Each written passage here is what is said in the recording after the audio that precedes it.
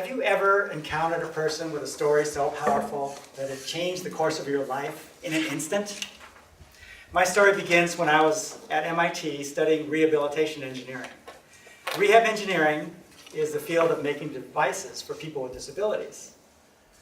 But toward the end of my time at MIT, I had decided that, just working on one customized device for this person, another customized device for that person, it just wasn't going to have the effect on the world that I wanted to have.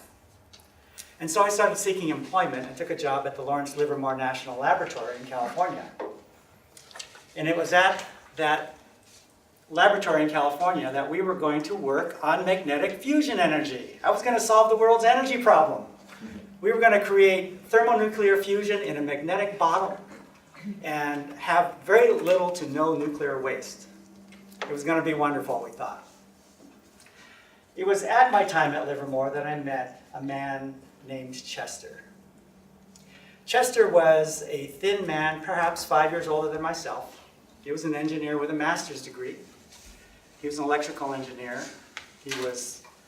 He had slick black brown hair. He had a thin brown mustache. He wasn't the most popular person at the laboratory. In fact, people kind of avoided him. He often ate dinner alone in the dining hall, or lunch in the dining hall.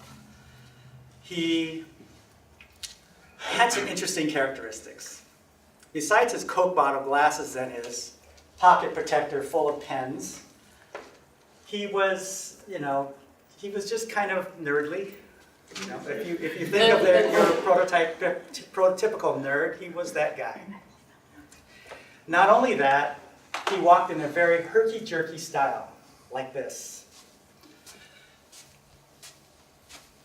People could see him coming from a long way away, and so they avoided him. You see, Chester had a condition called cerebral palsy. Cerebral palsy is created when, during birth, the mother and the child somehow have a miscommunication of blood supply and brain. And the brain is deprived of oxygen for some time. It's not a progressive insult to the brain, meaning it doesn't get worse, but it doesn't get better either. It's not contagious, but still, people avoided Chester like the plague.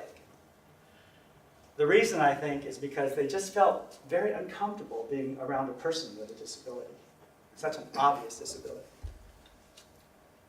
And in fact, for all of us, haven't you noticed that it's difficult to look a person in a wheelchair right in the eye and say hi?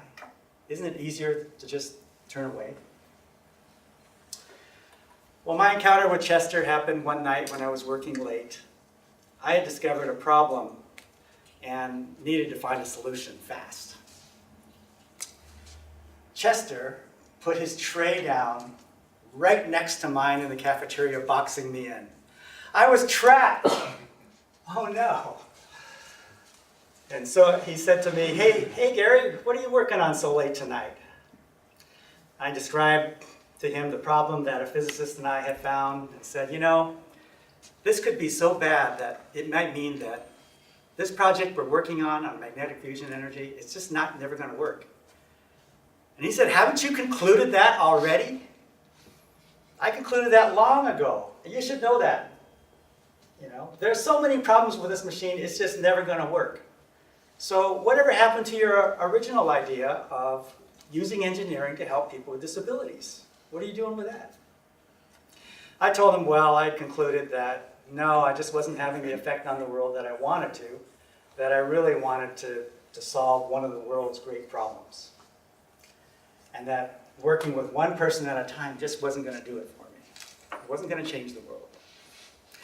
You're wrong, he said, and pointed his accusing finger at me. And he said, let me tell you my story. I couldn't even get out of bed for the first 10 years of my life without assistance. And it was through the daring of a surgeon at Stanford University that I was finally able to have a number of surgeries that enabled me to get out of bed and ambulate on my own. I couldn't even make a friend, and the only thing I wanted was to have a friend.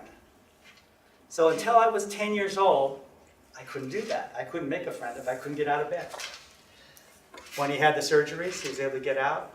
he decided the first thing he wanted to do was to go out and help someone that was less fortunate than himself.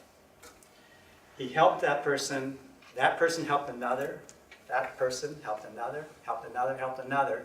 It cascaded to the point where he said, you know, Gary, I actually changed the world by doing that, and you need to go back, finish what you started, get your PhD, and teach others how to do the same. By helping one person at a time, you will change the world.